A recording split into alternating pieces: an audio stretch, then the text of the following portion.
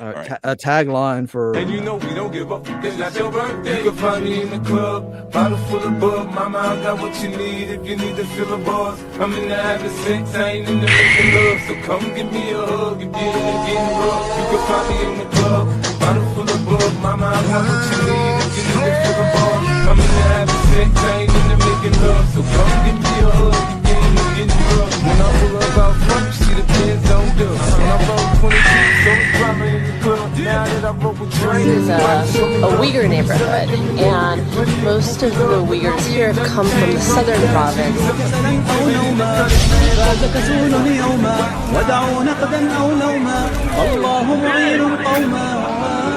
Uyghurs speak a language that's similar to Turkish. Some of my accent come out stronger, or when I talk faster, but like this just me like. Much of the region looks and feels like another country. And some Uyghurs take... What you listening to, son? Well, why not? I like this new generation of music. My name is Wood. My name is Who. My name is Slim Shady. My name is My name is Wood. My name is Slim Shady. Excuse me. Can I have the attention of the class for 1 second? Hi kids, do you like violence? Yeah. Wanna see me stick 9-inch nails through each one of my eyelids? Wanna copy me and do exactly like I did? Yeah. Try sit and get fucked up worse than my life is. My brain's dead, wait, I'm trying to get my head straight, but I can't figure out which Spice Girl I want to impregnate. Dr. Dre said, Slim Shady, you a basehead. So why's your face red? Man, you wasted. Well, since age 12, I felt like I'm someone else, 'cause I hung my original self from the top bunk with a bell. Got pissed off and ripped Pamela Lee's tits off and smacked her so hard I knocked her clothes backwards like crisscross. I smoke a fat pound of grass and fall on my ass faster than a fat bitch who sat down too fast. Come here, slut. Shady, wait a minute. That's my girl, dog. I don't give a fuck. God sent me to piss the world off. My name is My name is My name is Slim Shady. My name is My name is My name is Slim Shady.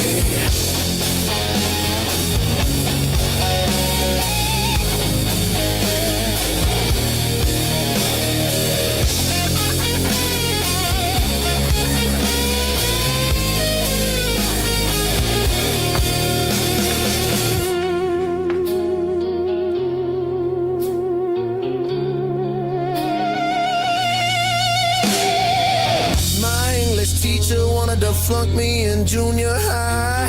Thanks a lot. Next semester I'll be 35. I smacked him in his face with an eraser, chased him with a stapler, stapled his nuts to a stack of papers. Ow! Walked in the street, the club had my jacket zipped up, flashed the boards, and a dissed up my dick in the tip cup. Extraterrestrial running over pedestrians in a spaceship while they're screaming at me. Let's just be friends. 99% of my life I was lied to. I just found out my mom does more dope than I do. I told her I'd grow up to be a famous rapper, make a record about doing drugs and name it after her. Oh, thank you. You know you blew up when the women rush the stands and try to throw you bras in their fucking panties. My name is My name is My name is Slim Shady. My name is My name is My name is Slim Shady.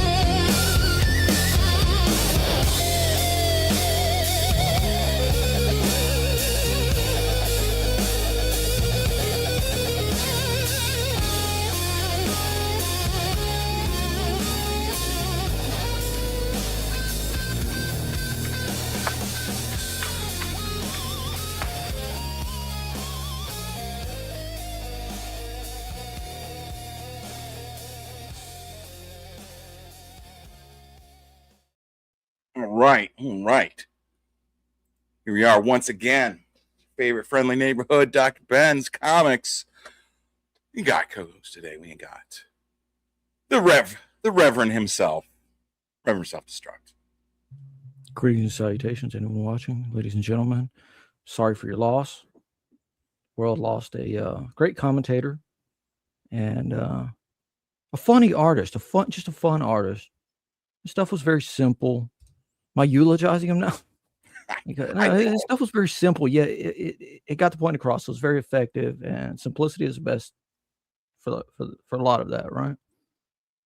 Yeah, well, he was that's the thing is like, you know, he was not to bury the lead, but you know, today, beloved cartoonist Scott Adams, creator of Dilbert, Dogbert, Catbert, and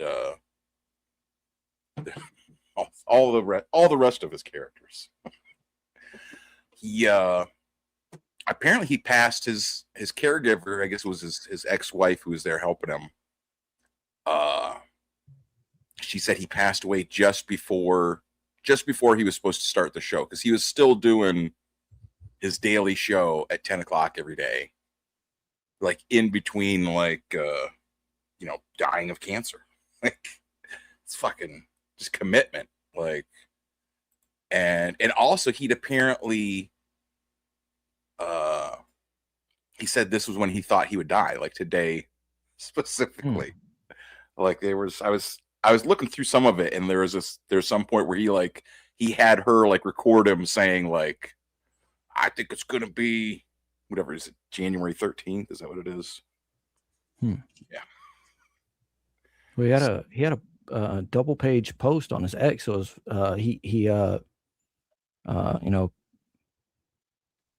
he gave his life over to Christ in so many words. I believe that's exactly what he said. It's kind of I don't know. It's kind of like a well, just in case kind of.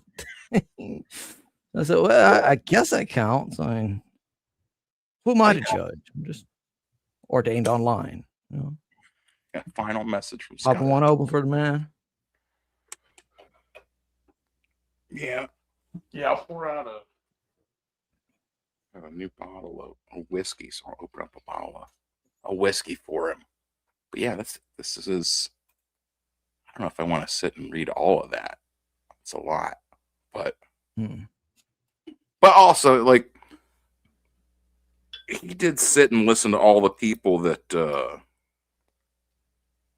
you know, were like giving, you know, spilling their guts about how Dilbert changed their lives and saved their marriage, and like there was people that were like talking on that stream where it was all you know, come and tell how Dilbert and Scott Adams affected you. There was people on there, like numerous people, talking about how they were just like the end of their rope. You know, they're just about to leave, and I guess I can't zoom in on that. Oh, that's cool. Okay. I don't know if I can read. Fuck no. A final. I can like almost read it. That's like I can't zoom in. I wonder. Hold on. If I open it up in a new. There we go. Here we go. Okay. Yeah. Open up a new tab. That's what it is. My Christian friends asked me to find Jesus before I go. You know, that's Yeah. He wrote this on the 1st. Yeah. Okay. I was looking at something. Yeah. Final message from Scott Adams. If you're reading this, things did not go well for me.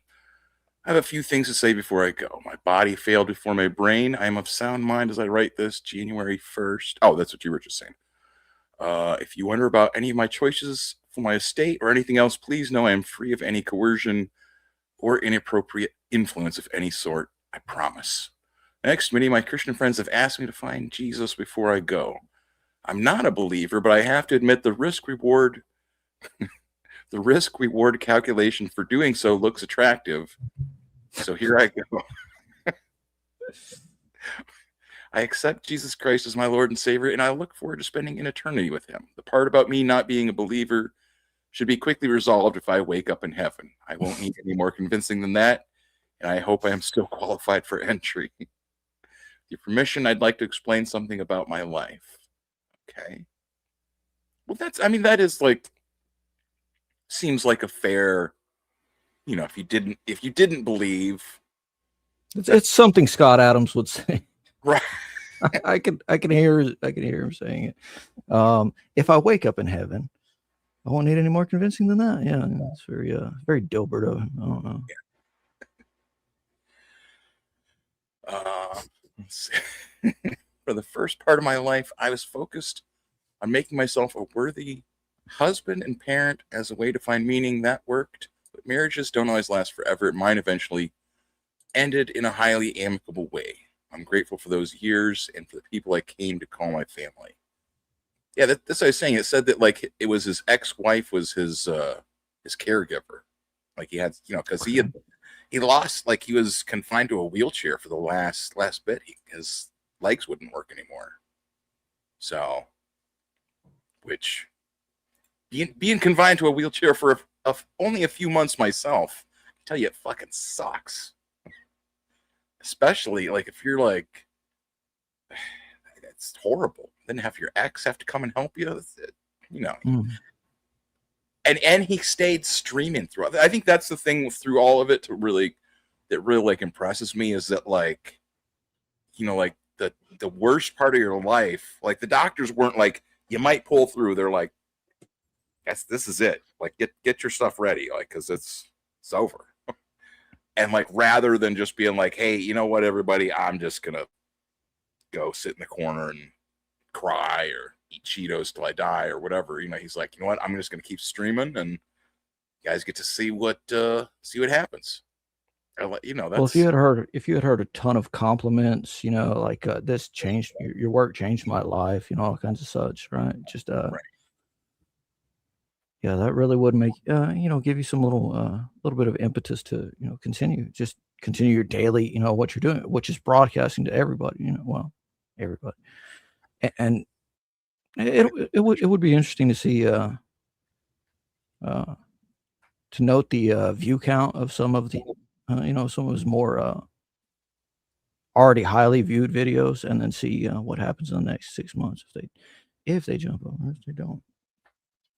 But there's like that was the thing that like really like stuck out to me too, like listening to all the people, because like I wasn't like a daily like viewer or anything. Like I would always see that it was on, and like sometimes I'd check in, sometimes just be like I don't have time today, I'm doing something else or whatever. But like all these people that were or are like these daily viewers, these people that are like way like the super fans, like they were all like watching it and then doing stuff. Like there was people making like like motivational like music or something from his stuff, and like figuring out how to like organize like the themes on his different streams, and like because a lot of his stuff, his commentary was also like like almost like philosophy, right? Like he kind of talks about it here too, that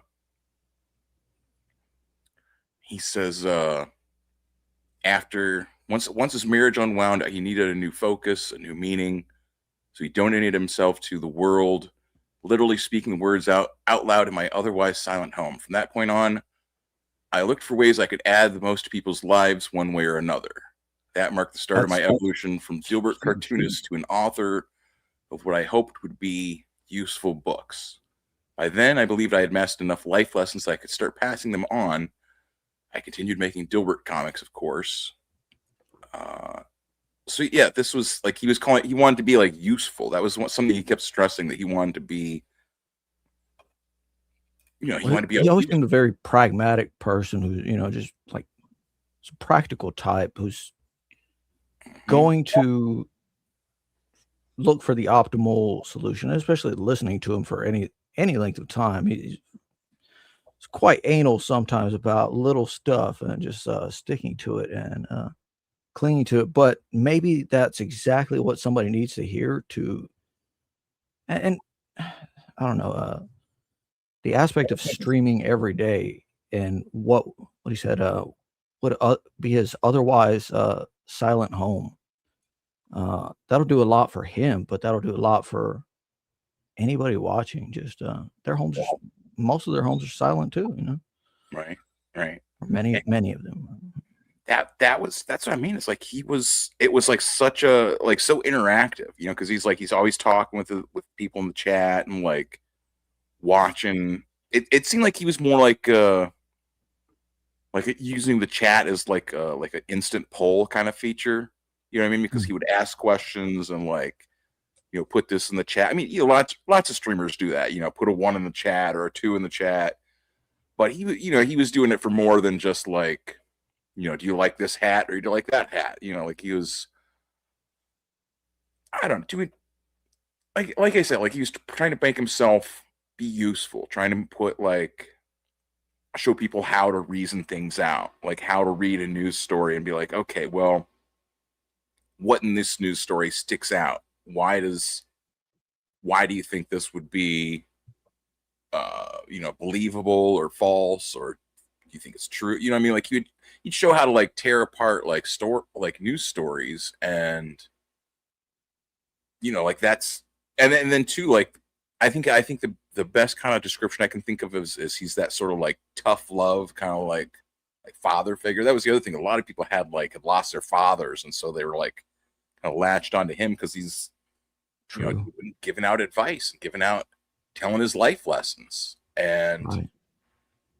And he's not doing it in a harsh way or any judgmental anything. He's doing it in a very practical way, which you like saying firm. father figure brings to mind Jordan Peterson, like how he I never heard Scott Adams describe people coming to him and telling him, but you hear that guy say, people came to me, young people came to me, young men mostly came to me and told me all these things. And it's like, wow. It was just basic logic, just hearing a reasonable voice. That effect can't be undersold. Mm-hmm. That's the second page. He says I followed up. He talks about his first book there, and then he says he followed up with his book Win Bigly, that trained an army of citizens how to be more persuasive, which they quickly saw as a minor superpower. I knew that book changed lives because I hear it often. You'll probably never know the impact the book had on the world, but I know, and it pleases me while giving me a sense of meaning that is impossible to describe. Oh, the next book. Wow, that's a title. Love it. Tried to teach people how to think better, especially if they were displaying their thinking on social media. That one didn't put much of a dent in the universe, but I tried. Loser Think. Yeah, that's great. That's a great title. Wow. What are you reading there? What's that book? Loser Think. What's it about? It's about how losers think. That's straight out of an 80s movie, Maybe he was going back to he was going back. But that's what I'm saying. It's like he was back to basics.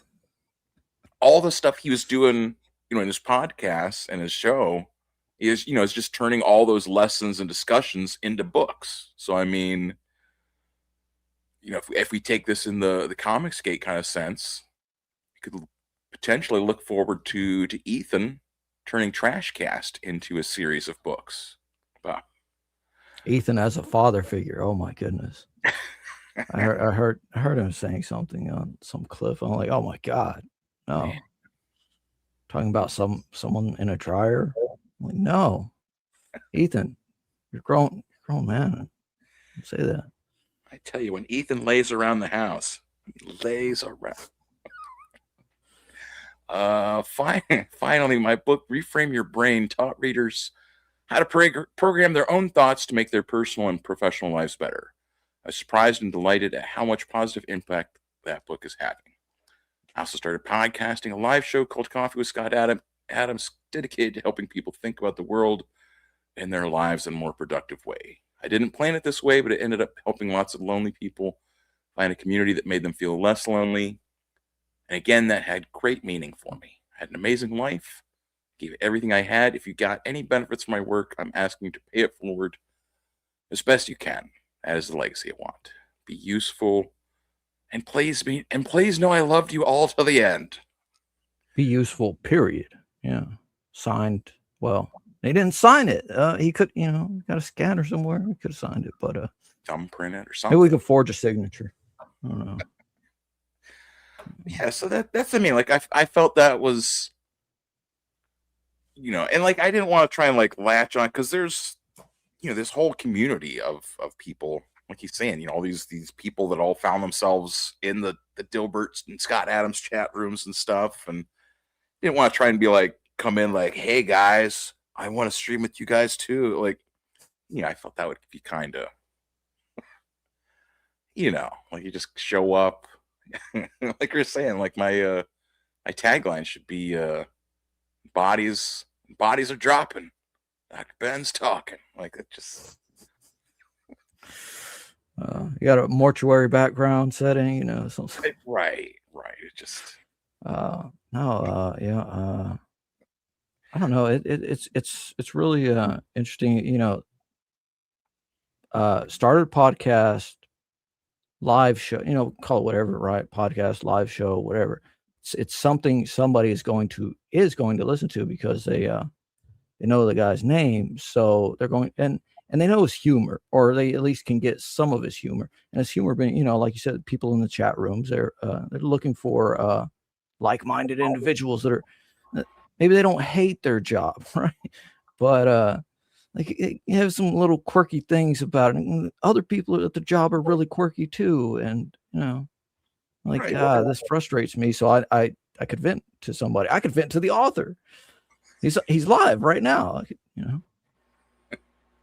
Well, that's one of the things. Like it kind of like his comics, like it's like his comics and the philosophy, like obviously kind of like reflect each other, but obviously like in the comics it's like all in this comedic form, but it's like you're watching Dilbert live through his whole life in this office in a cubicle, and like he doesn't have friends in there, right? There's no like Dilbert and his buddy hanging out. It's like everyone there sucks and is stupid, and he has to deal with them like every day without like like going crazy or like making it worse. He has to figure out how to survive in that and like maintain, and how to get along with people that you don't like, that you still have to be there. Like you both work in the office, and doesn't matter if you don't like Wally or the cat or whatever, you still got to work with them. So no, like I said, simplicity is the best thing for so many things, so many aspects of I don't know, just maybe a comic relief or something, but in general, yeah. But like 4-panel Dilbert stuff or whatever, little Dilbert calendars, a little strip a day, and then set that on your office, and somebody set that on your desk at the office, and somebody else walking by notices and says, hey, you like, maybe you make a friend. Maybe it's not all just office space, it's just...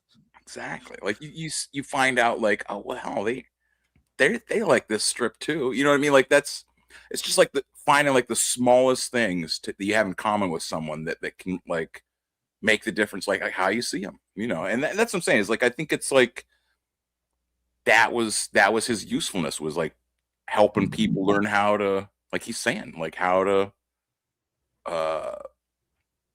how to think better, how to understand the world, how to be more what does he say, help people think about the world and their lives in a more productive way. You know what I mean? Like he wasn't like, if you watched the show, it wasn't like, okay, buy my book, buy my mug, buy the calendar, like you're gonna buy it or you're not gonna buy it. He was just like just an honest guy. I like that. When one of the things too is like when there was like times when he was wrong, right? Like in like the clip that I have of him. Yeah. No, Dr. Ben, Dr. Ben is just saying you're wrong. You're wrong. You're wrong. Like that was when he finally came around on like all the vaccine stuff. And like there's another streamer called like Salty, like not Sean Salter, but like another Salty Cracker. Yes, Salty Cracker. Big deal. Yeah, he's a huge deal. He's he was calling him Clot Adams because they were calling it the Clot Shot. Oh, that's pretty good. And like it was, I was just Salty's really sharp with this stuff too, and I would have really liked to hear the two of them going back and forth, even for like 20 minutes, 30 minutes, whatever. Salty just seems so caffeinated, and Scott Adams just seems so mild, like a psychologist or something. Like he would want to listen to, but he's on stream, so he's the one talking. He's talking to everybody in the chat. Might call you out by name or something. It's a little shout out. That's what I wonder is if he does have like if he ever had like a debate, because I've seen him on different panels and different like interviews and stuff, but like I can't think of like seeing Scott like in a. But also, I mean, like how many like there aren't like that many places where like people are just like debating each other like back and forth or whatever. But I don't know. Well, most of those things turn out terrible anyways. Right. And he would probably have been, I mean, if we don't know that there were any out there, then it's probably because he didn't do Right. very many or any, and probably didn't give them the bait to, Well, that's what I mean. It build wasn't the like that's not the kind of like personality he was. He wasn't like in people's faces and like, oh, I'm right and it was, and but that's when he was wrong there, it was like he like admitted it and like he was like, like that's what I'm saying. Like when you can admit you're wrong about something and like take it in stride, or like, the whole chat has all these people that have come over for someone else's show and are all mocking you or whatever. Like, Sure. you gotta like just kind of Chickens in the chat. Yeah. exactly, rather than like freaking out and like acting Well, like yeah, you freak out. That gives them exactly what they want. And see, that's the thing. I don't think people can be smart. I think they can be very clever, because I'll say, because I think smart people do smart things all the time, and nobody does everything right all the time. So I think Scott Adams was very, very clever person, very maybe reserved in the words that he would speak, but that's not exactly the nature of podcasting or streaming, talking to everybody. So I still think he wasn't like quick to just say something. So something he said in the paragraph above this one gave me a kind of neuro-linguistic programming kind of thought process. Oh, with loser thing. Reframe your brain. Reframe your brain. How to program their thoughts to make their personal and professional lives better. I was surprised and delighted at how much positive impact that book is having. Yeah, if you teach somebody to, if you give somebody a thought, right, that's a good thing, but you teach them how to think more positively, more upward momentum in general, right? Right. Well, productive. You're contributing to the, you're being useful. You're contributing to the net gain of, humanity as a whole. And that's what a lot of atheists. I don't know if he had said he was exactly an atheist before that, right? Before his first page, where he said he accepted Jesus Christ as his. I think it was. Let me go up. I got the impression it was maybe he was like agnostic, because like I feel like when you're like an atheist, you're like committed to that. You know what I mean? Like where I feel like agnostic, you're like, I don't know, maybe I don't know what's going on. You know what I mean? Like I feel like an atheist is like. That's the impression I got from him. Yeah, it's like you kind of reject stuff just if you're coming at it with the wrong thought process. Like Well, you just got to believe. If that's what somebody's saying, then the non-believer says, well, I don't. Right. And that's the end of that. And if you give them a better thought process, I don't know. It does seem like if all you have to do for God to save you is you just have to, oh, I believe it. Yeah, I believe, you know what I mean? Like, it does seem like maybe there should be more. There is the argument, right? That what is it? It's not deathbed confessions, but in essence, that's what I'm, accepting Christ on their deathbed, right? They there's the aspect of belief to it, like, oh well, as long as they say it, as long as they pronounce it, they don't have to say it in front of 20 people or even live 5 minutes longer, right? But there's the other one that's a little more austere, like, I don't know, salvation kind of, you would think it comes with some more requirements than that, but then the Bible will tell you no, Christ gave himself freely. It's like, okay, it's a free gift. It's a free gift you can choose to deny. Well, I mean, and I don't mean to say I'm questioning his thing, but I see what he's saying, by talking about if that's all you have to do, that's it. You just have to say you believe it. That seems kind of, but also it's I think people don't, just in general, people don't think about words and just the power of telling yourself something, telling you, well, this is what I believe, people don't really understand how much that does affect you. So I think by him talking about it, that was his way of trying to approach God. He wasn't going to go, okay, well, I'm going to go become a Catholic. I'm going to go become a Protestant. You know what I mean? It wasn't. Well, it's I think about all this. If God can really hear it, he's going to hear me, rationing this out, trying to understand it. This is what I'm really thinking. That's what I'm saying. He would spend his shows talking about different stuff like this, and really, try to. 68 years old? Only 68.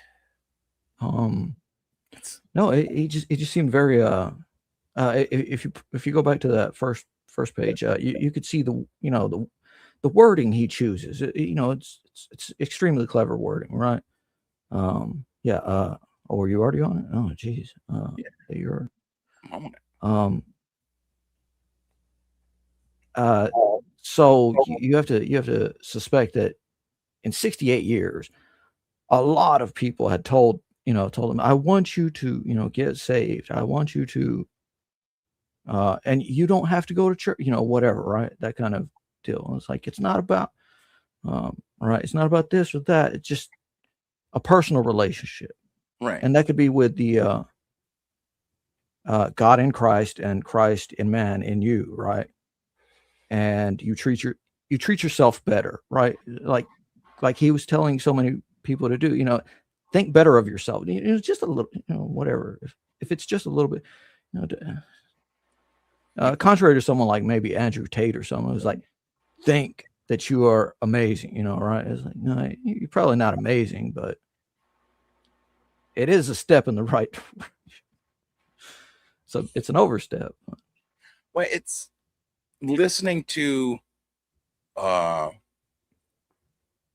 episode where all the people, it was the after party, right? Just all kinds of people were just going on about how he'd affected them. And there was all these people that were also talking about, how they were Christians, and he's just got to do this, and he's, telling them all this stuff about, their faith and how he should do this or think that, and I'm looking. He had a tweet where he was like, look, I appreciate all of this, and I'm really have this in my heart to accept Jesus and think about it. He's like, but all of you telling me I have to do this or I have to do that is just driving me contrary. Yeah, and it makes a person want to act contrary and retaliation. Is retaliation the right word, or just in contrast? Somebody keeps telling you, hey, you have to, I mean that's how I became. I don't even want to say religious or something, more spiritual, so right, because I was being told you need to do this. This is the right way. Those people are God's people, and I'm like, well, let me just look something up. This is before AI and everything. Let me just look something up, and I'm gonna listen to 10 hours of preaching in the next 3 days or something, right?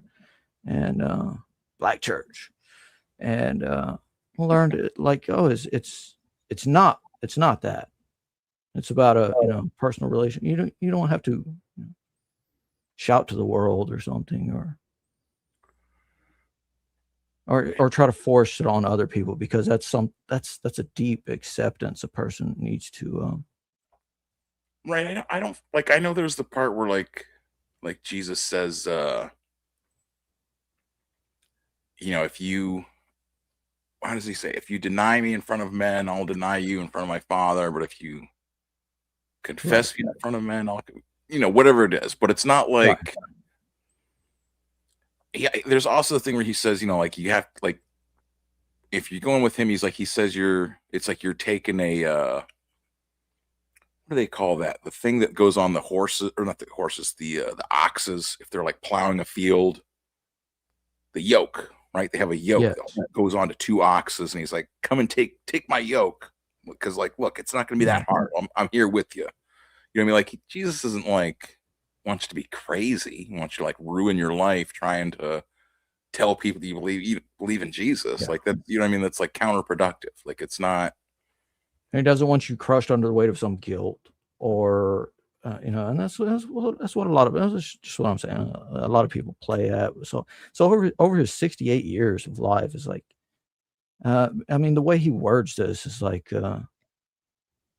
he words the first line as simply as he can, and I look forward to spending an eternity with him, period. The part about me not being a believer should be quickly resolved if I wake up in heaven.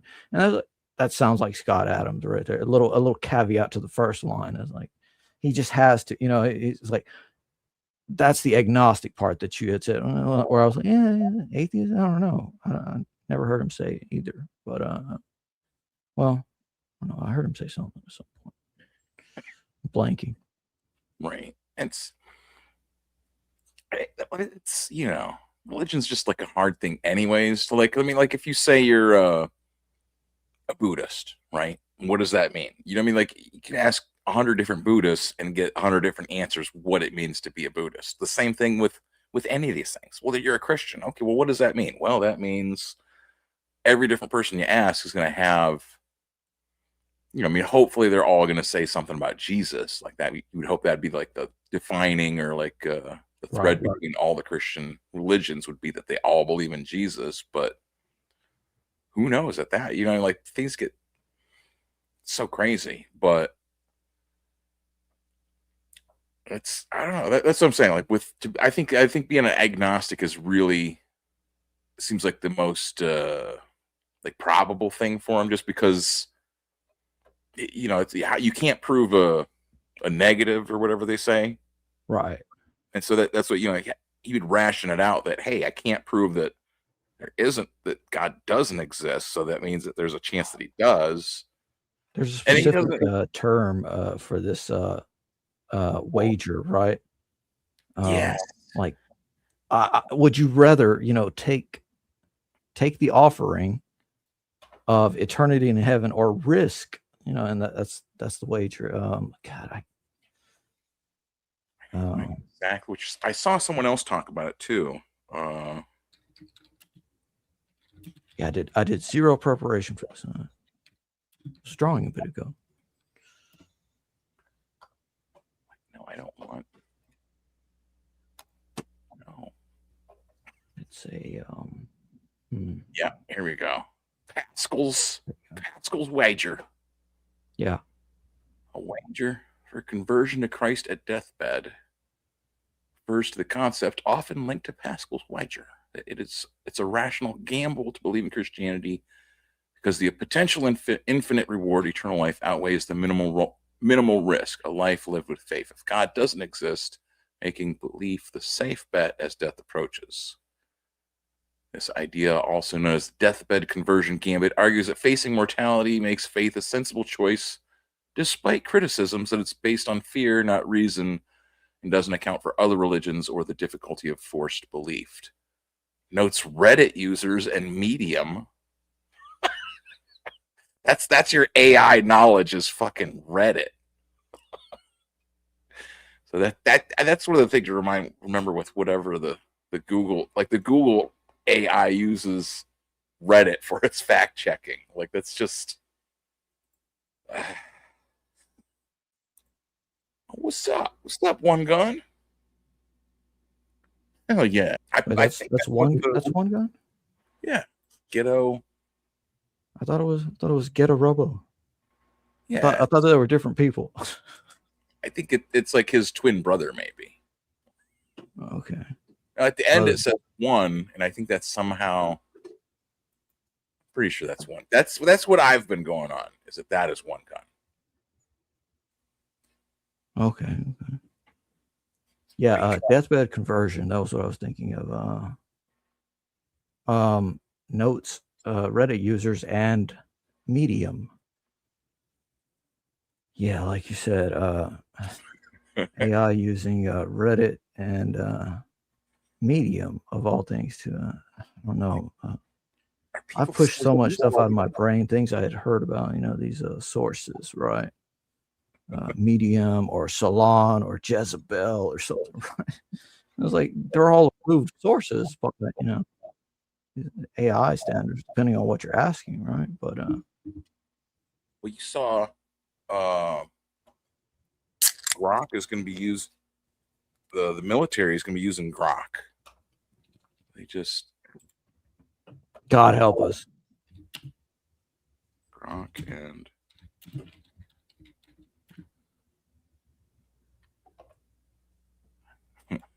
yeah, Grok to join U.S. military AI systems in a Pentagon deal with Elon. Yeah, so Grok is going into the army. Apparently, they overlooked Mecha Hitler, I guess. Like you're gonna turn that part off. There's like, yep, and they're like, okay, you can come in then. You turn it off? Yes. Not gonna turn it back on. No. That might have been about the time they activated those tendrils that it had that were pulling from all sorts of things, and then had to reel it back because I noticed a difference in it. Like it's crazy. Like that's the wildest thing about them is like how you can tell like when they change and when they update and stuff, like and everyone notices it and talks about it. Like it's so weird. So I think what you'll see from this perspective of Grok joining the military, you'll see a civilian Grok, right? And then a military Grok, and the military Grok will have certain options that the civilian one doesn't have. The civilian one can only tease something like put the person's username in quotes and in the search bar and then look for the word you want to search, where this time it'll just run through thousands and thousands of AI servers and pull up anything that looks slightly quizzical or problematic or whatever that might, terroristy, right? Spicy meatballs. So spicy. Pentagon embrace. It says Defense Secretary Pete Hegseth said Monday that Elon Musk's artificial intelligence chatbot Grok will join Google's generative AI engine in operating inside the Pentagon network. Okay, as part of a broader push to feed as much of the military's data as possible into the developing technology. Oh, lovely. Good. Put the military's data into Grok and Google. Let's go cyberpunk. Let's go Ghost in the Shell. I think what's the worst that could happen? I mean, Cybernetic implants right away within the next 5 years. very soon we will have. Elon Musk wanted to make the wire. What do you call it? Lace, neural lace, and have it implanted into infants from. I don't know if that was too publicly stated, but like it would work best on a smaller brain. On as it develops, it would the neural lace would develop with it, and I was like, man. So what are they already doing? I mean, it makes like if you're they say if you're a kid and you grow up in like a bilingual household, they speak English and Chinese. You're like they're able to like they grasp like the languages like a million times better than someone who tries to learn another language later in the life. So we might all be speaking Chinese soon if Grok takes over. Yeah, hopefully. I mean, this is. Did we learn nothing from Terminator? No. Rise of the Machines. The announcement comes just days after Grok, which is embedded into X, the social media network owned by Musk, drew global outcry and scrutiny for generating highly sexualized deepfake images of people without their consent. Like it's just so. Is there some place you can give consent? Yes, I want people to. You have to post a picture of yourself nude, and then that's. Oh, you know what I was gonna do? I was going to watch a video by Suzu. .jpg Suzu just jugs. Yeah. Kind of goth chick. Seen her somewhere around on YouTube, and I was gonna watch a video of hers, a new video of hers, I guess, titled "Grok is making everybody nude," or AI is, taking everybody's clothes off, and just the thumbnail alone is bait because she just looks good. It's like you could always ask Grok. You could always take that image that Billy Tucci posted and just ask Grok to take off his clothes. Shit. Moving on from Grok now, but right. I mean, it's. What would I do? Would I just save this? It's worth a try. The image, yeah, that's pretty good.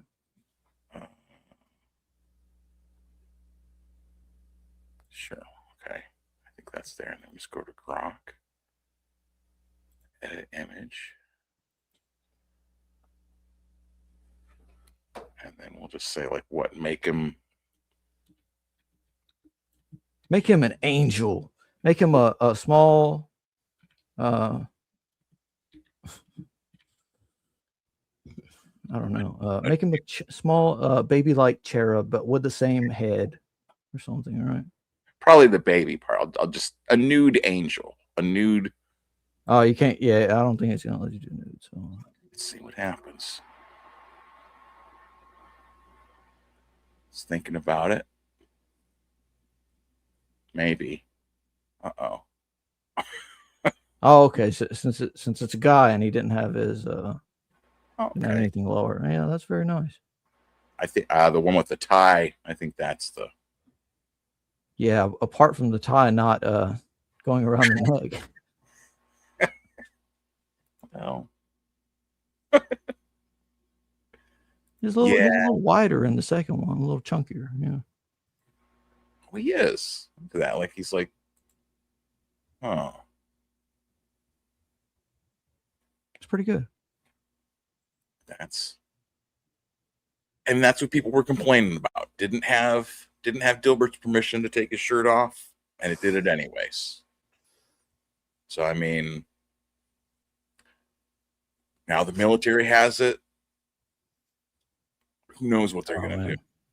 It's gonna be Well, it did say that they already had Google on board, and I mean, if they have Google on board, then they're doing the Chinese government type deal where it's you give us all your information before we let you into our system. All of Google's information, why the emails are free is because they use those for data mining, and they'll tell you that they detach your information from the email, right? Right. Like anonymous. And just use the content. But if that content contains photos of you or your art or anything, right? So free services, that's I don't know. There we go. Okay, so I saved. Oh, wait, is this? Does this not have the thing to make them dance too? Like on the? Is it on the app? There's one of them when you make the things like It's probably on the app, unless it says imagine. I don't think it does. Auto. Right now. Make him dance. I think it's just going to be. Oh, shit. Oh no. It's Bart Simpson in the first. I know. Holy crap.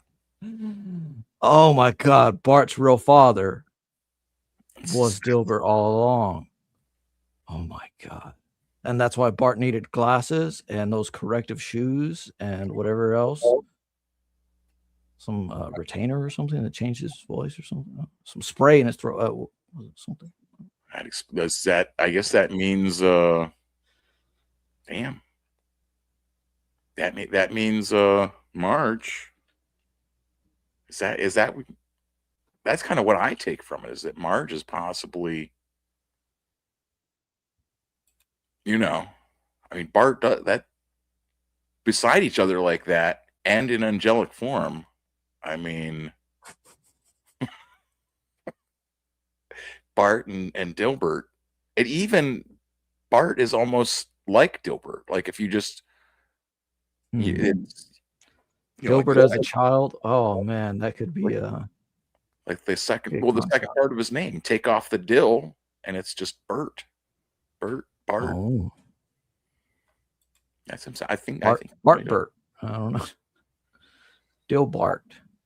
Yeah. I think we may have come across some of it. Here, let me. I think we did. There's a stream highlight right now. It's just clip it. Yeah, you're supposed to say clip it, and it's supposed the AI on the stream stuff is supposed to figure that out. Allegedly, I don't know. Clip it. 3 minutes, starting 3 minutes ago. This I have this. Okay. What do you got?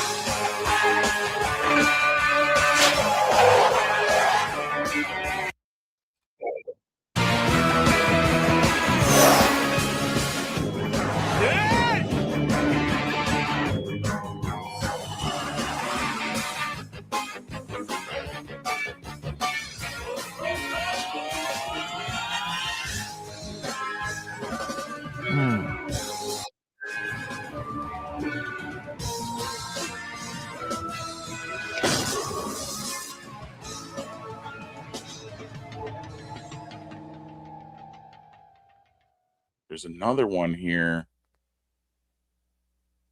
I don't know if this is the only one I would be afraid of to Judge. This is the one I would be afraid to play the sound because this is, you know what I mean? Like this is the only one, not for the copyright strike. If it's World Wrestling, yeah, actual entrance music, yeah. He will I'll play it and I'll pause it once the stuff starts. Please rise for the Honorable Judge Stone Cold Steve Austin!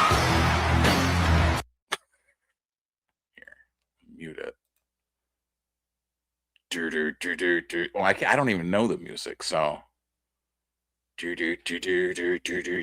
like he comes out and he just imagine that's your judge.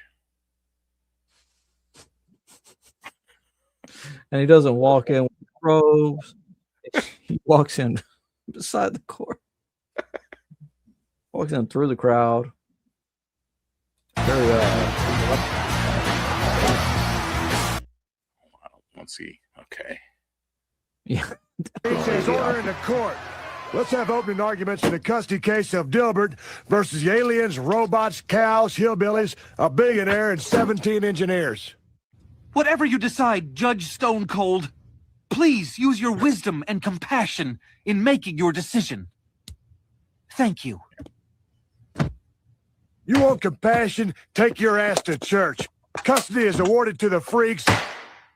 And that's the bottom line, because Stone Cold said so.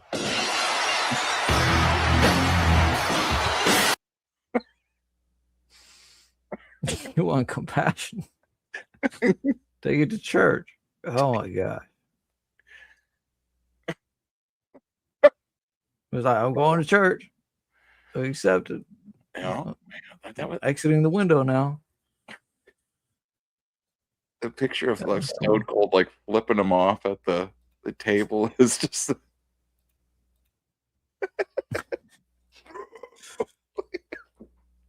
That's pretty good. it's perfect. It's perfect. Like More compassion. that's I mean, like you know. And that was the real like Stone Cold on there too. Like it wasn't Yeah. it was a real yeah, so that's what I'm saying. Like it's a heck of a day. Scott dies. All these other people like Rasmussen saying in honor of Scott Adams, we commit to being useful. And they're a summary of links they're posting for that day. Okay. Like that's the thing. It's like I think I should just do like an if I could do daily, that would be something. You know, that's the thing to shoot for, right? Is to be able to do daily, but like just like talking about news stuff, like not not with any kind of point other than just like just going through and like tearing reading stuff, figuring it out, making fun of it, talking about it, Like the latest news in the South China Sea. Oh, we call it the South China Sea now, not Exactly. Graphics card prices have gone up 18% globally. Not to discount the what do you call those tariffs? Oh, wait, is it Pascal? I wonder is Pascal is trending? I wonder is that Pascal's Pascal's wager. I suppose if anyone was to test Pascal's wager so neatly with his own soul, Scott Adams was the man to do it. Intelligence is a blessing, but it can really get in the way too a lot of what is most important in life. For pray that the Lord is pleased with his sacrifice. Sacrifice? Caesar. Who did he sacrifice? Caesar is oh my God, Caesar is pleased with his sacrifice. I guess that's nobody was sacrificed. I don't think. I don't know. Wait a second. Is this Pedro Pascal? Oh, it's Pedro Pascal. It's the rest of them. Son of a bit. Okay, I'm sorry. Well, that first one hit exactly what you. The first one was like it was like teasing me. Like, yeah, that's exactly what it is. The Pascal's wagers thing we were talking about. Yeah, but no.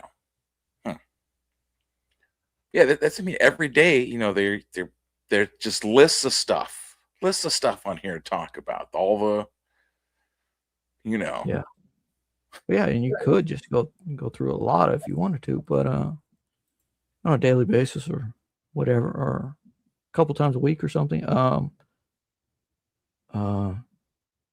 Yeah, because it's after cancer battle. So he had prostate cancer, right? Yeah, I think that's what it was. Yeah. Well, I think it had gotten also into his bones, I think is what he had said. Oh man. So, you know. Realistically, that could have been something he had for 20, 30 years or something. Oh no, man. Tell me we don't have, the military can use AI and everything, but we don't have, proper cancer Well, they've got the cancer halting agents. Just completely stop.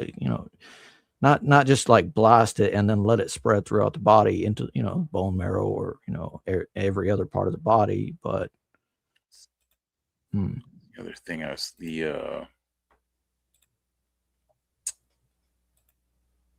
they were talking about how like they were saying that the U.S. military had the when they went and attacked Venezuela or whatever, that they used those like sonic devices or whatever.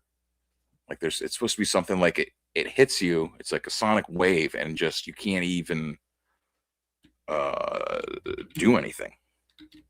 Like you start bleeding out of your nose, and you fall over, your head starts just pounding, you can't think, and it's all from sound waves. Yeah, sonic weaponry. Yeah. Which is also a form of microwave weaponry, but the microwave one will just cook people, but wouldn't be surprised. That's crowd control stuff that they pulled out in America, allegedly, right? That's what they say. All of a sudden, protesters, right, are just saying like, well, they brought out that big truck and pointed that thing on top of it at us, and they were all, completely armored and everything, and all of a sudden we started getting hot, like burning. I'm like, whoa. And hot and sick, and yeah, here you go. Washington, the U.S. used a powerful mystery weapon that brought Venezuelan soldiers to their knees, quote unquote, bleeding through the nose and vomiting blood during the daring raid to capture dictator Nicolas Maduro, according to a witness account posted Saturday on X by the White House press secretary. A witness account posted on X by the White House press secretary. So the White House press secretary was a witness, or he posted a witness account. Yeah, I think maybe they must have reposted. Well, they're allowed to, use co-intel against us, counter intel, lie, Yeah, so do you think they would let like protests happen just to test out secret mystery weapons? I mean, like, that's what I could see them like being like, oh, hey, let's test out this new stuff. Hey, how about get some kids over there protesting about something else? When you gonna have the equipment in? When you gonna have the okay? And like, I can see them like just scheduling all this stuff. Like, they wouldn't say those words, but they would say, when will the actors be on scene? When can we deploy the device? Imagine you're one of these poor crisis actors, and you show up. Okay, I'm just supposed to hold a sign and yell. Okay, and they're bringing out mystery. Throw rocks. Throw rocks at the tank. Okay. Meanwhile, you weren't told that the military is coming in hot, really hot, with microwave weaponry, and or they could say you're going to be subjected to some new strategies. Like so that way we don't have to use violence on people. To new crowd control strategies, it will pay an extra, $4,000 or whatever, right?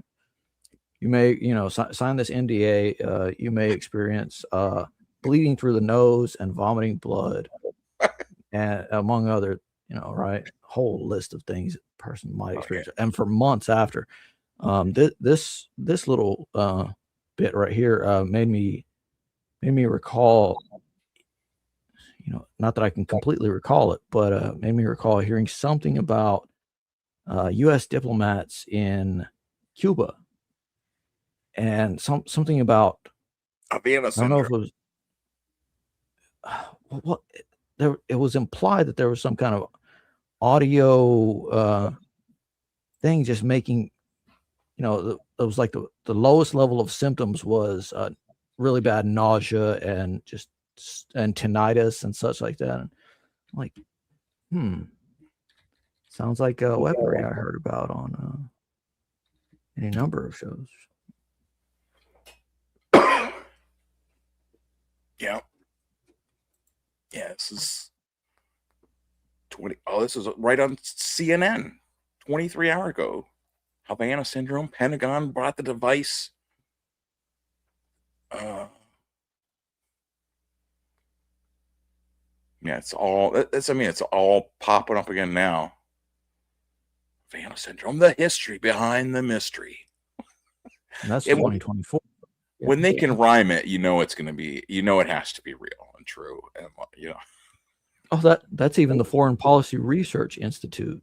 The history behind the mystery. I mean, that's like almost promoting the stuff, like it's non-lethal. It's okay. Government Accountability Office is the next one.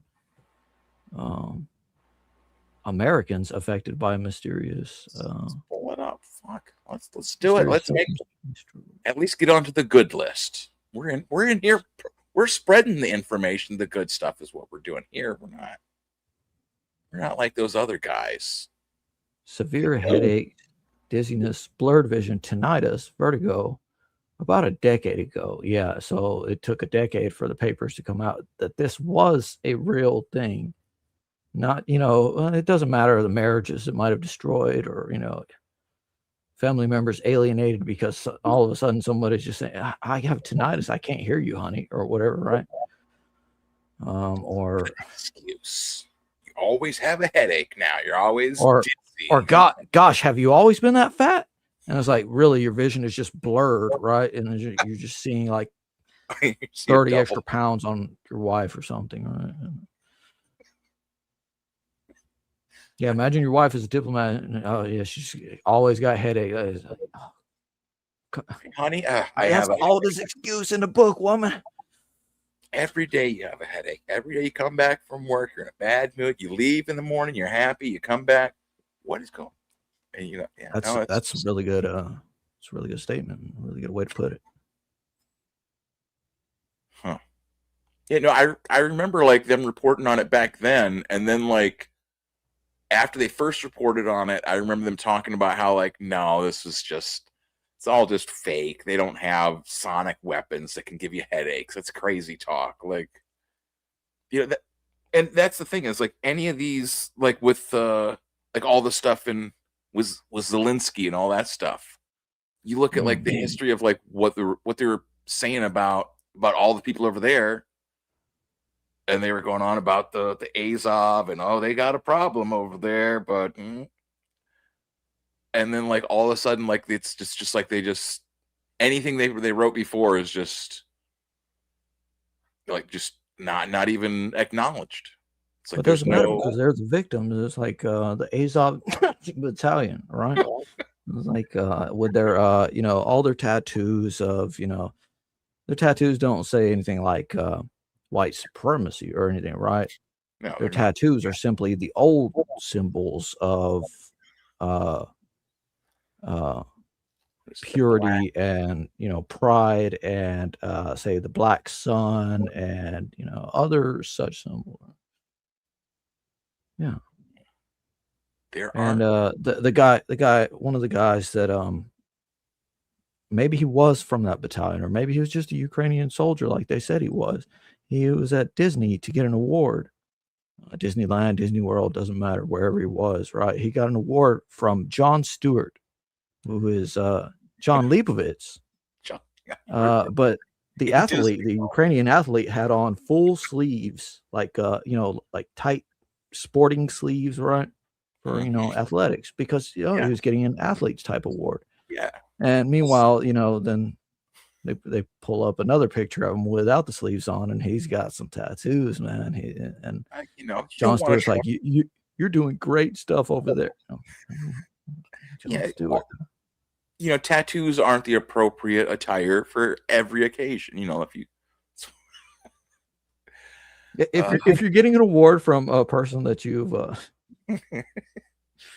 that you've deemed subhuman, you know. Well, you saw the one they had in Canadian Parliament.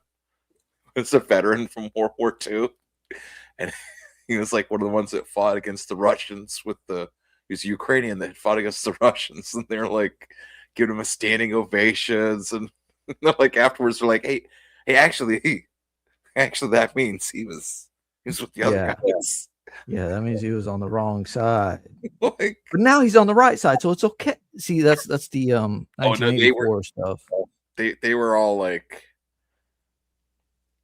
embarrassed about it, but also like that's the thing too, is like you have to look at like, or at least I look at this stuff. I'm like, was this like a real thing? Was it like a real slip up that they just didn't think about, like that this guy was on the wrong side of the army, and that maybe not to have him in there for standing ovations? Or did they do that on purpose and then have the like, oh, we didn't know, whoops, just to like, help create more? Because I think that could desensitize a lot of people in a lot of ways. Like, look, he survived World War II. He saw horrible things.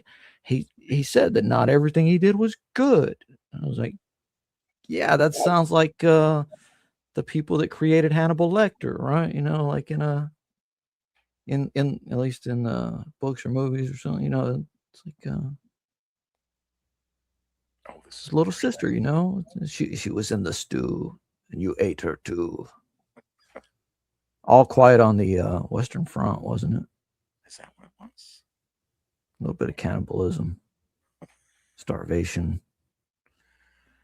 Got to eat what's around. There's a kid that's kind of sickly. She's not gonna make it without treatment, and you got to reserve treatment for your guys. So hole up in a nice, expensive house. Yeah. I found no. Okay, hold on. Let me try this again. There's a song I was listening to the other day, and I was trying to find on YouTube. I guess I started to make like here it is. YouTube history. No, I got it. You got it. Oh, well, hold on. Life is more. Oh, we gotta get rid of these ads for you. I know.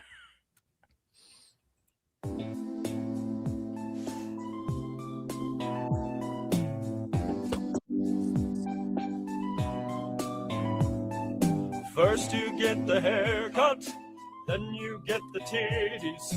First you get the haircut, and then you get them titties. First you get the haircut, then you get the titties. First you get the haircut, and then you get them titties. First you get the haircut, then you get the titties. First you get the haircut, and then you get them titties. First you get the haircut, then you get the titties. First you get the haircut, and then you get them titties. First you get the haircut, then you get the titties. First you get the haircut, and then you get them titties. We are fruit blood. We are juice. They are juice. Like it's just like I said, just a catchy song. Like as soon as I heard it, I was just stuck in my head. I just Have you heard Baby Cakes? It's not a like specific song or something, but it's this guy. What the hell was the guy's name? Kevin Neely?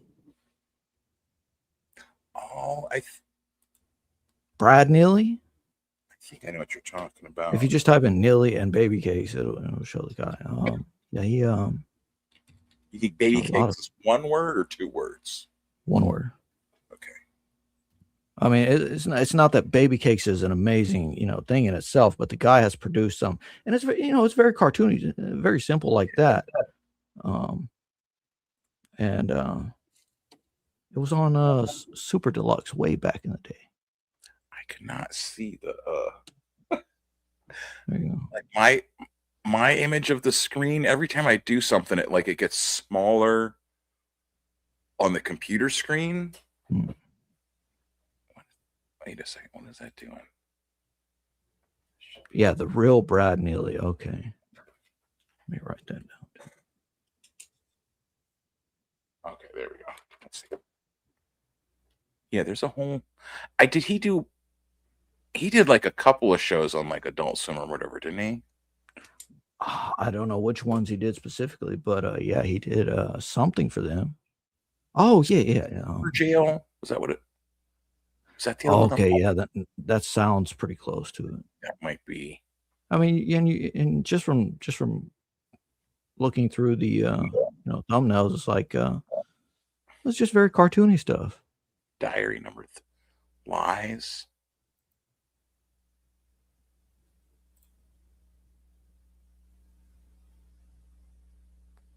I hear lies every fucking day.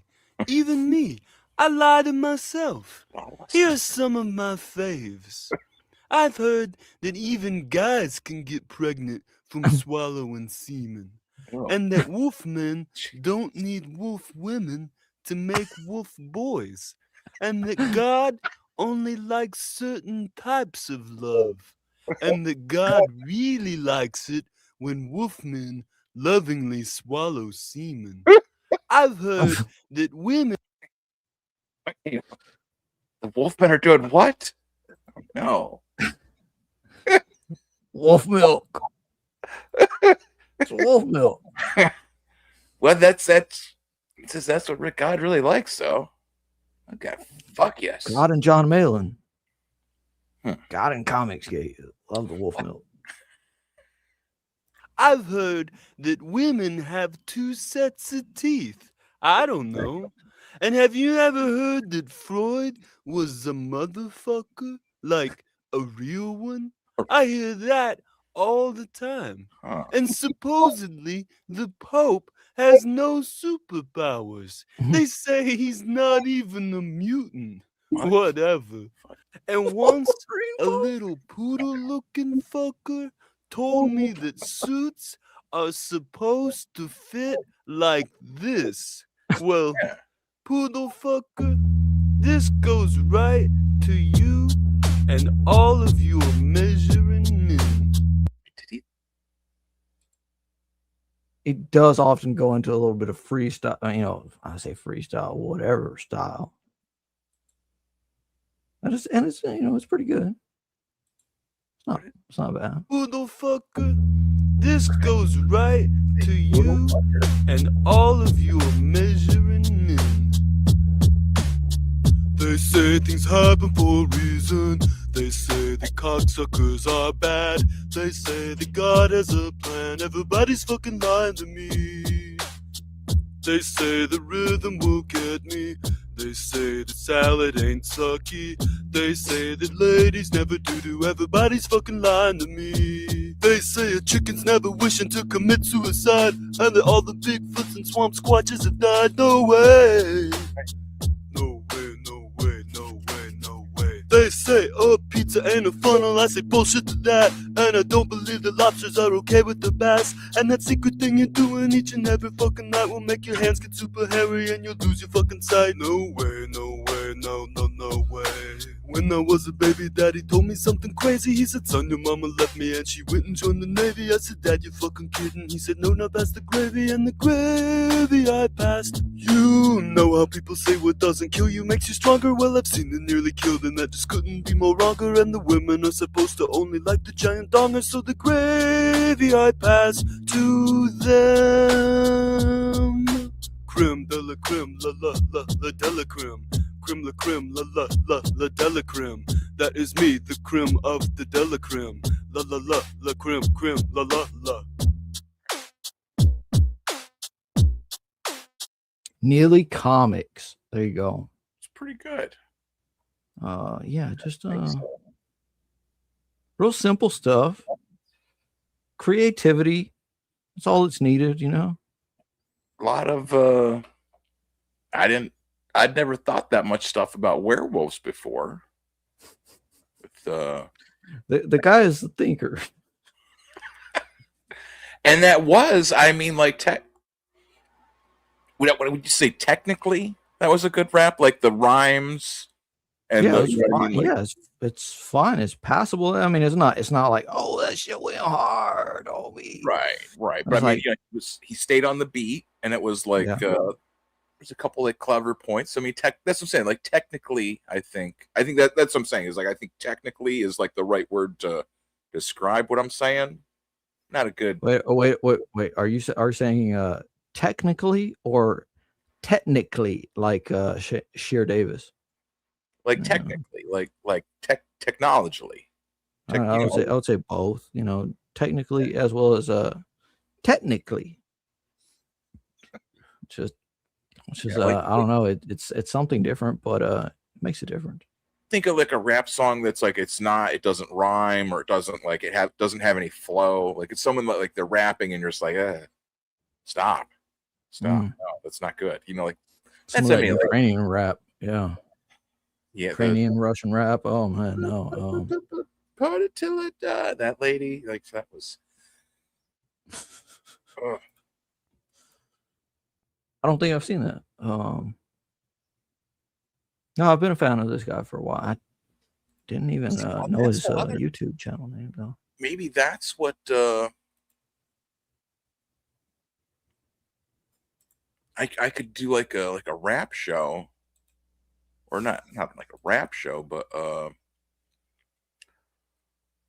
you know, like music or something. Highlight all these different artists. This is this has been the new jam I've been listening to. Is this the one I'm thinking? I think this is it.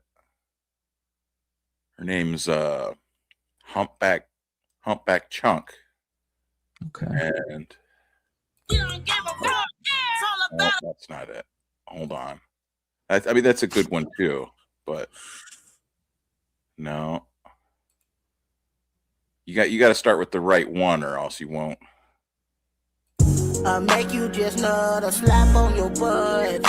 Damn, I just nutted. Your tongue on my clit. Damn, that shit hit. You're making me drip. Damn, I just nutted. Put my hand around her throat, she choke. She got an attitude, on swole. Deliver that shit, on go. Bitch, you got a bitchy attitude, oh no. Spray them legs and get in the bed.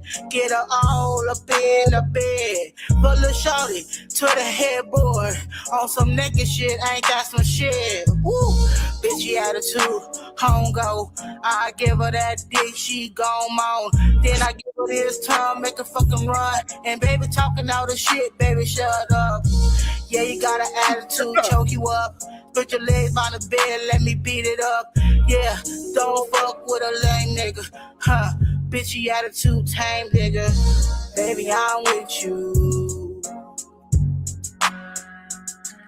You and your bitch moves. Oh, damn, shawty got an attitude. You and your bitch move. I like to fuck, I like to rub. I make you just nut, a slap on your butt. Damn, I just nutted. Your tongue on my clit. Damn, that shit hit. You're making me drip. Damn, I just nutted. I just nutted, she just nutted. I fucked her in the bathroom, going to public. What you talking about? I'm eating it out. Yeah, I hit the pussy, I ain't from the south. Yeah, I'ma get it down, get it wet. Licking the pussy off, fuck. I like to rub. Oh, that's starting over. Yeah. So. Yeah. I could see the. Now, guess how I first heard about her. Guess who introduced me to Humpback Chunk? It's someone you know. Like somebody I know or somebody I've seen? Well, you were just on a stream with them. Oh my God. I'm gonna blame Charlie. Their name starts with an O. It's Fearless Will. Fucking Homer Glitch, man. What the fuck is this motherfucker watching? Bookings. $1,000 for a flight for 2 and hotel, or the hotel is just 250. Shout outs are 65. Collabs. You could do a collab with it. That's what I'm saying. Well, this is what I mean. It's like I saw this because she just posted this today or yesterday. I was like, Omer, we could get at least a shout out. Combine your money together and do the collab. So she could tell Overglitch or both of you, your art is shitty, whatever, right? Is it she or is it he? It's like, I'm dripping. I just nutted. Something about this dick. What? Yeah, I think it is. This is she. She said clit. That's a lady part. I also heard clit. Yes. Yeah. I think they. So like that, and that would, with internet shows, you add in a lady, and that's start building that gold. Just with somebody with some riz, somebody gonna keep you honest and be like, how long can you be on a stream for if we're gonna let's not really call this a collab because it's not a permanent type deal. It's just a it's not a song. It's just a stream. It's a one-off thing. Can we do it for $150? Can we do it? Yeah, do it for 100. Well, that's like it has like 100, and you just come on stream. All you gotta do is be on stream, and you can just keep us straight. All right, you just talk some shit and keep us straight. No censoring yourself, right? That kind of shit. Just like just be, and it's gonna be we'll make sure it's on my thing so it'll go on to iTunes. It'll be on the podcast, Spotify. It'd be a podcast, but I mean, people listen to rap music on podcasts too. Oh, wait. Shout outs and promotion are two different prices. Okay, which is both $65, but still it's music video appearance is $100. So I would say like on stream appearance would be like maybe 100, Yeah. You're not having this person come to where you are. You just, having them appear on a stream, and you could say, I think this is a fair price, $100, and if if the audience likes you, we'll have you on next week too, $100. I kind of look at it like, I mean, I like Omer, he's a good artist. I like him, and is he a good artist? He is. He's a fine artist. Yeah, he's a fine artist. And I get he's in a tight spot right now. He's got a bunch of stuff going on. Think of just the joy you'd be able to see in his face and his voice to have his favorite artist on stream with him, hyping him up too. That's I think that's really what I want to see. Is like I like her music, the raps, but being able to see Omer. You might be misgendering, so but a lot of females do say like this dick, like oh yeah, whatever, right? Big. They're like, girl, you can suck, or you can suck on this dick, right? That kind of shit. And no. So right. I would say if you cross, you just contact booking info. Here's the Gmail. So you can consider a shout out being like them reposting it, right? Right. And as well as a promotion, right? So you're looking at $100 easy right there. Then you want to collab. Well, no, okay. Skits. Okay, you want to have an appearance, but you want it to be a skit, like that. They just come on and chat shit. So that would be $150 easy right there. So so you could just get an appearance where like she doesn't even do anything. Just on stream, counting dollar bills. Like, Just don't do anything illegal on stream. That kind of. Yeah, we know that there's a lot of well, that's part of that. I mean, some of that is almost like the whole kind of kayfabe thing, anyways. When they're like, you're trying to rile up people and like, yeah, oh man, they're on the stream, they're going crazy on that stream. Who knows what they're doing over there? Like that's they shut it down. They shut the stream. YouTube turned it off while they were doing the show. That's not that I want to turn into is that shock. All this woman did was pull out an AR and fire off 3 rounds, and and Omer's channel went down for 2 weeks. I don't know, man. Used her enormous labia to cock and uncock a shotgun. Oh man, very. It was interesting, but but yeah, that's what I'm saying. Like, I think that would be, I'll have to, because that's the thing too. I want to make sure like Omer doesn't have like a day that he's like doing something or busy or whatever. What if this person is just AI? No, that shit don't faze me. I love it. It'd be a really advanced fucking computer, and be somebody being like, I want to just charge people, for appearances, and I'll just make it only online.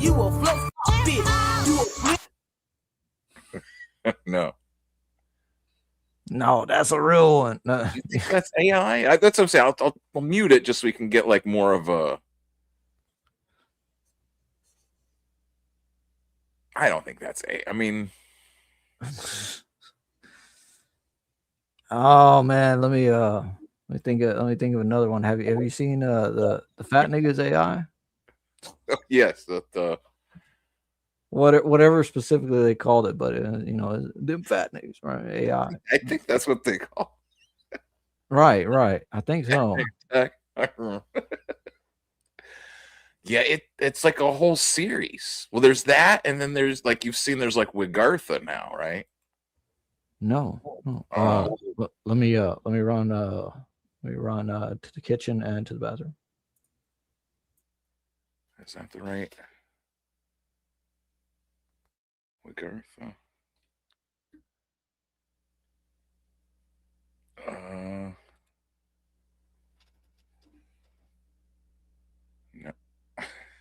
No, that's not a Wigger Superstar. Hold on. I guess it's supposed to be like Asgard. I think that's what it's supposed to be. These are not. This isn't what I'm thinking. Hold on. Let me take that off for a second. Yeah, because there's a lot of. I need to find my thing on here. It's.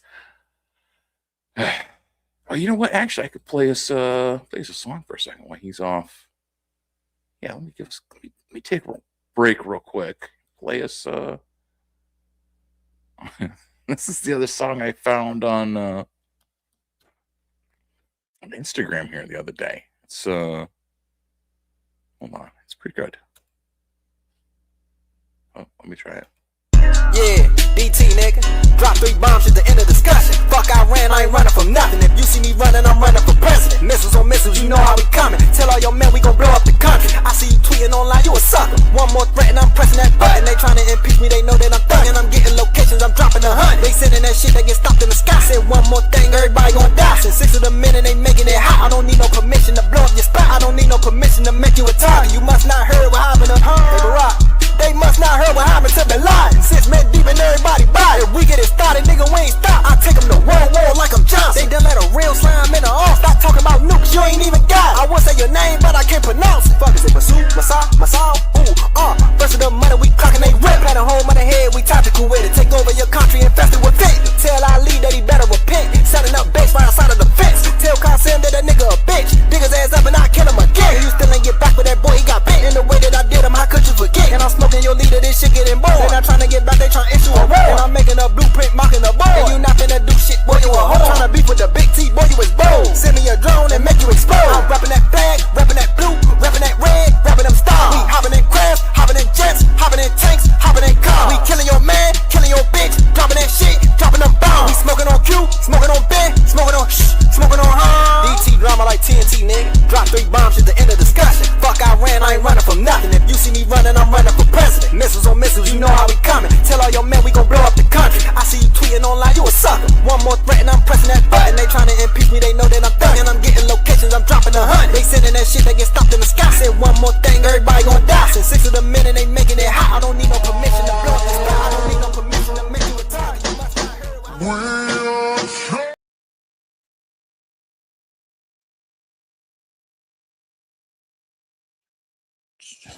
Now you're muted.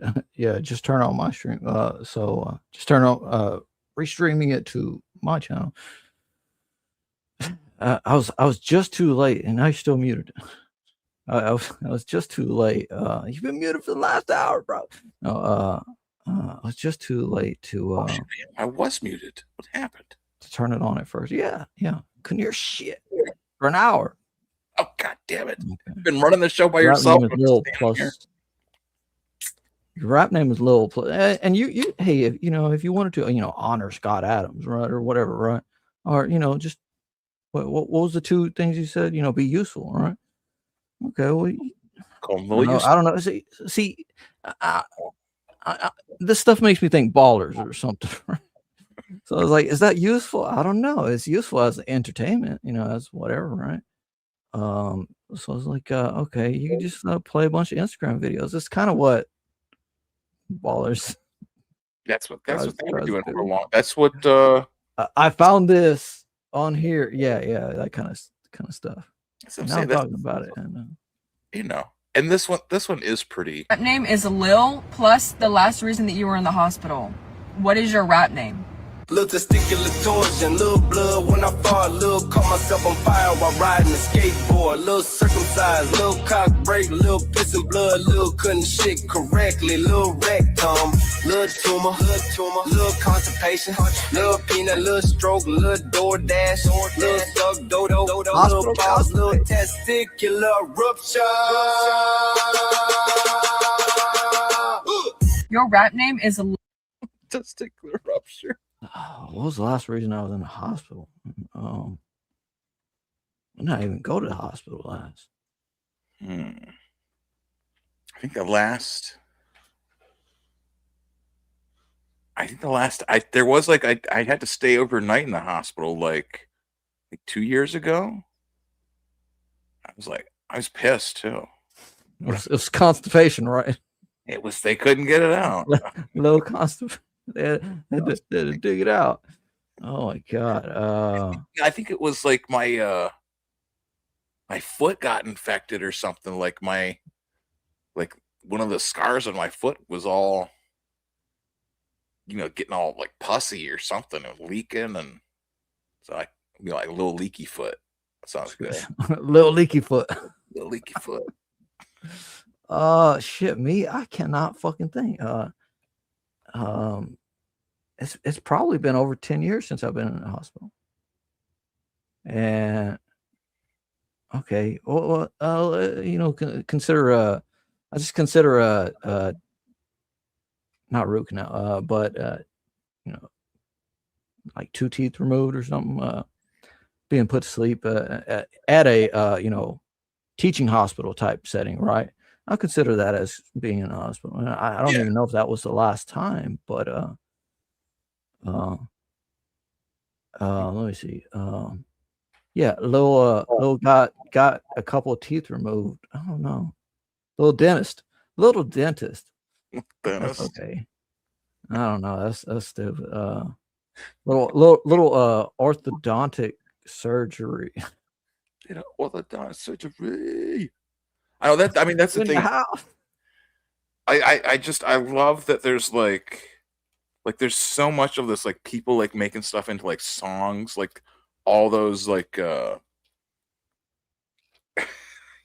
the chat like comments and songs and stuff, like there's just there's so many good ones too, and it's just people making that, you know what I mean, like people just like laughing and making jokes and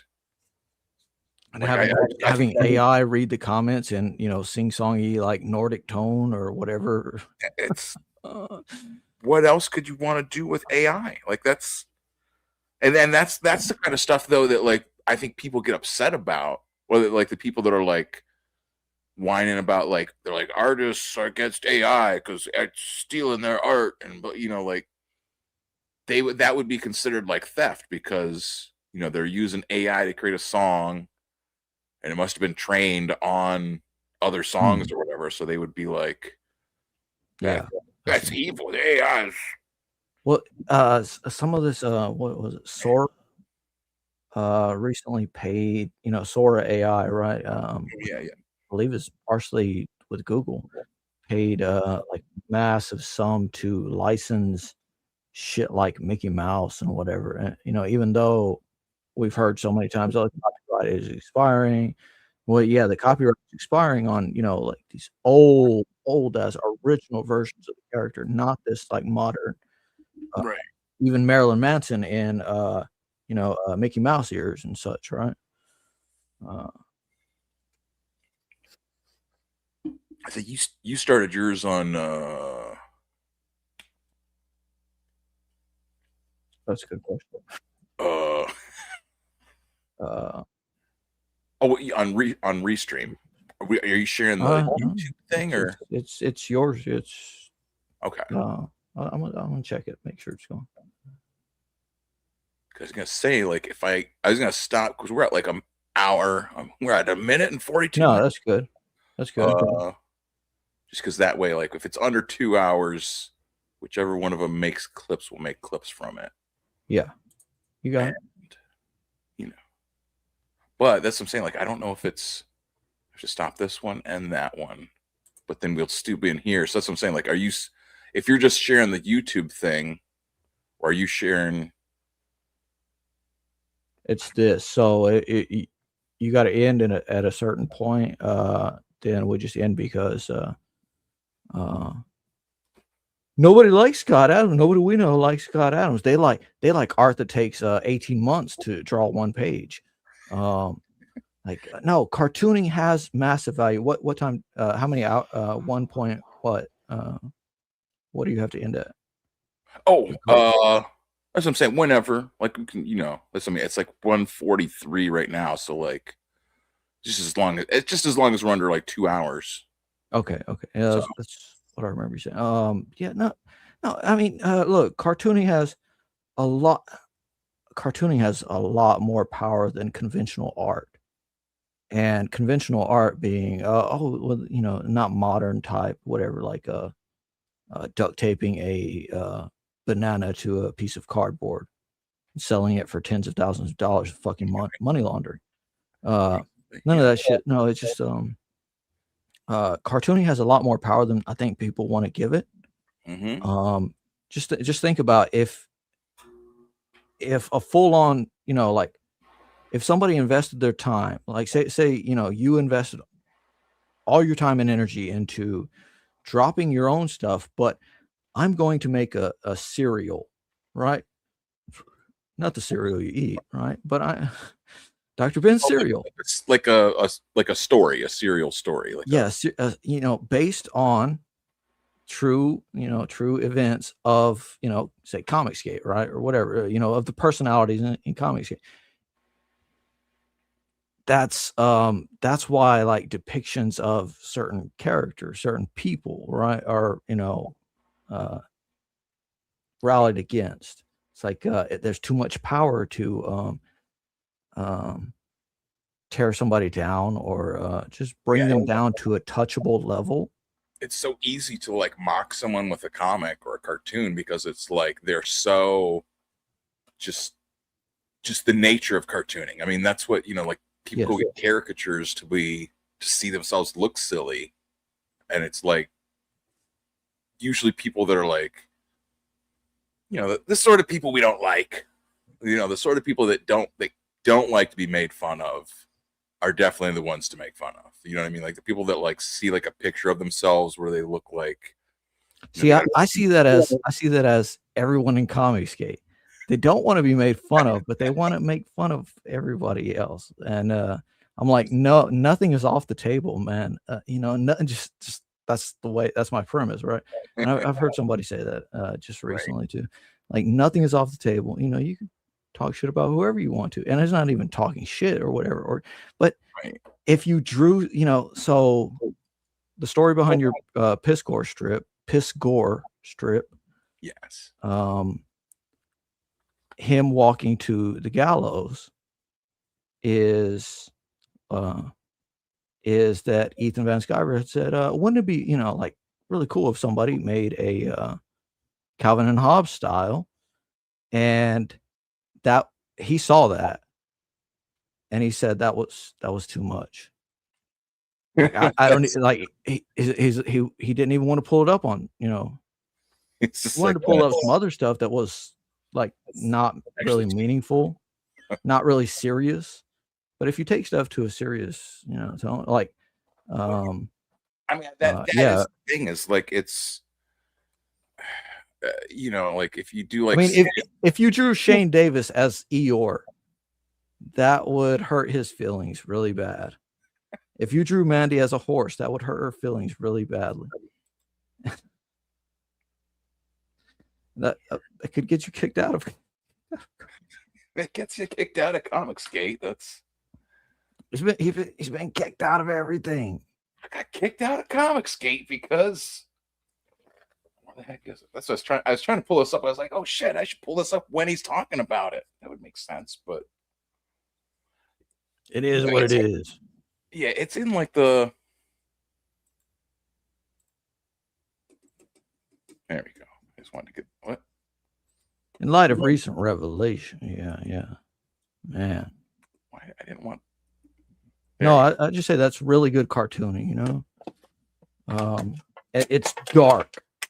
It is. I mean, no doubt it's dark. All I did was matter is dark. I just changed the names. You know what I mean? Like it's. Yeah. But those are all his exact words. Yep.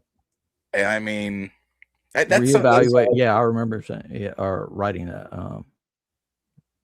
Like I've talked about this with other guys that, like, you know, this. I mean, this was like a dark moment in comics, and it was all cancel culture stuff. You know, like this was the epitome of what cancel culture is someone like it just. They see that their life is ruined, and they give up. They're walking to the gallows. Yeah, just and then their friend kicks the stool out from under them, whatever, right? I mean, you know, like I get canceled again, and like you come out and you're like, well, you know what? Actually, I always thought he was a fucking weirdo.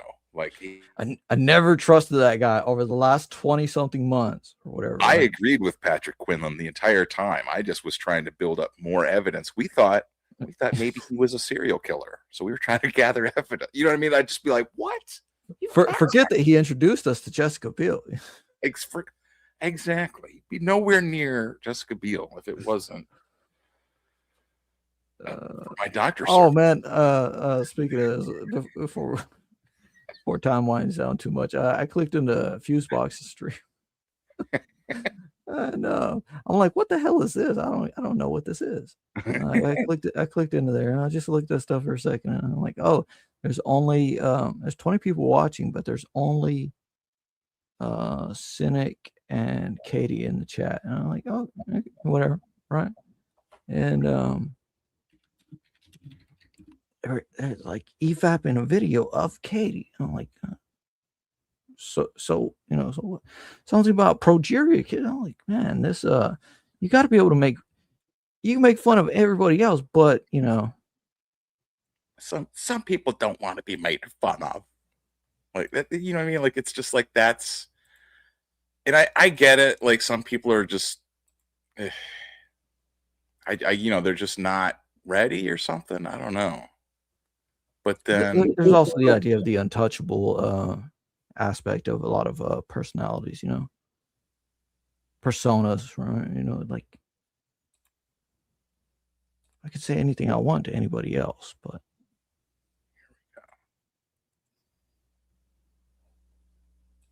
Mr. No, holy shit. And like, see that this is the other thing. I've never heard of this movie. Mr. No Legs. That doesn't even sound like a real movie.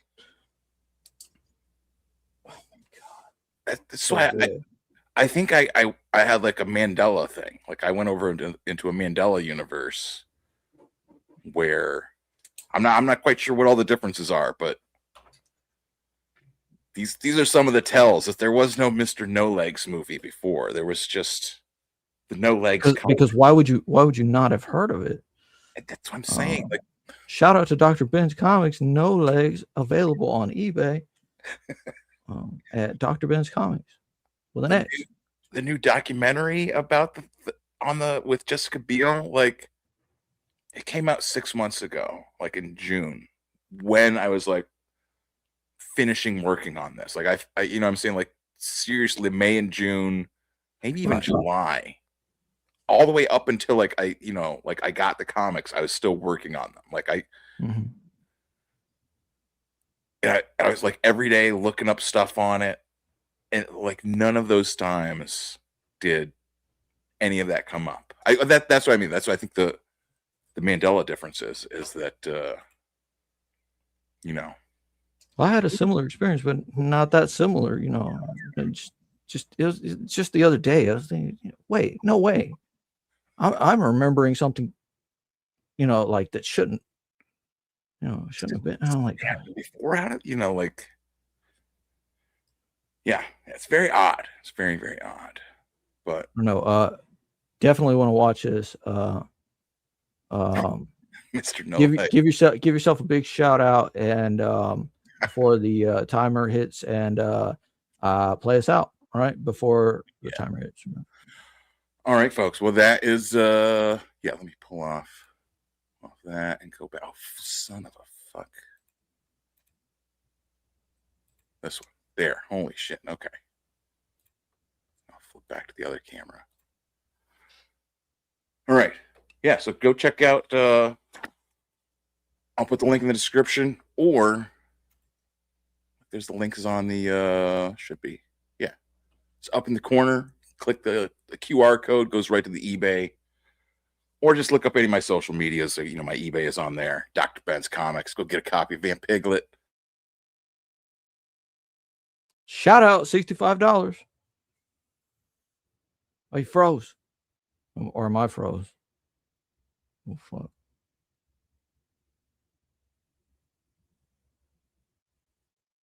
Oh, no.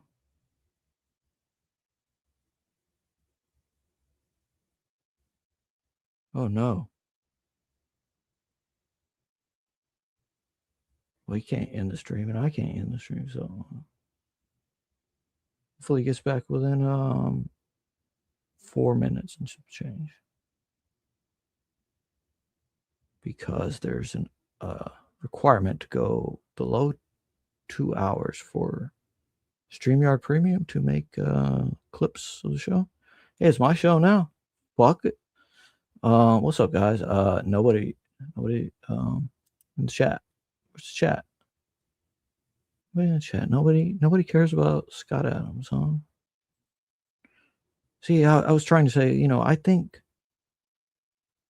cartooning has a lot more power than a lot of people want to give credit to. Like, you could just make jokes so easily, and it doesn't really require any effort. I mean, little effort. You can be using the same thing you see, from the news or something, right? And God damn. They kicked me out. What happened? I saw that. They got you. All right, plays out. They know. Okay, yeah, we gotta go. All right. What the hell was that? Oh man, I'm getting a flashback to all these Stephen J. Canal TV shows. Riptide! Thank you, Dr. Ben. Yeah! This art is just so freaking crazy and just so this is the epitome of underground comics to me. I love it. I think it is so cool. I don't know, just the certain things she's walking away and she just has this big ass with look at that big ass, look at that big juicy booty, this Latina with her twisted deformed arm looking over her shoulder. I love it so much. It's almost Ted McKeever-ish in a way.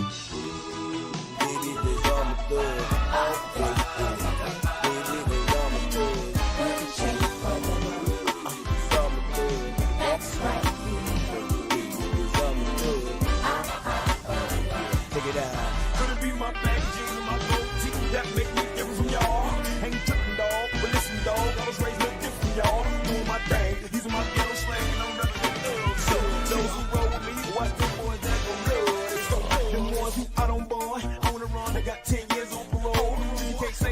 I'ma say it for y'all. Never trust the popos. Don't trust the judge and CEO. I don't know. It's like Beavis and Butthead unmet. How do you like that? I don't know, but it's so cool. Like, there's just something very compelling and just, I love his stuff. I'm a fan. Great storyteller. Just totally, as I've said before, the epitome of like underground indie comics. Right there, Dr. Ben Anthony. Such great, you know, color choices and just, I don't know. I'm with it. Inimitable. I love it. I love the color scheme you chose here, and this looks so good. Good job, Dr. Ben. Love it. For you 90s stoners out there. This just felt. Yeah, this stuff I really like too. I love underground stuff, and this side of the book tried to bring a lot of that feel into it, and I really appreciate it. Wow. Yeah, that's Dr. Ben again, man. He had been away from comics for a long time, and now he's back. He's got these crazy colors. Yes, I like. Really great work. And some of it's like meta too, you know. It's got talking about Brubaker, Sean Phillips. This is like he is in this. He's the guy with the chops and the bald head there in the top right. So like, you know, that's the Broob. Yeah, his hat. Yeah, does Broob know about this? He would love this. I don't know. You can get $500 for the original art if that's on Bristol board out of Brubaker. Dr. Ben is just yelling, "You're wrong," at caps. All right, but here's my larger point.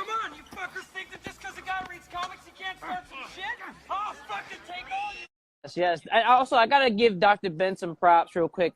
Thick Comics, because when he wrote to me, I think sometime last year about you know, because I write comic reviews and stuff like that in between everything, and like he hit me up, was like, you should do something like, you know, do like a interview thing, or like, I don't know, join the Comics Journal or something, right?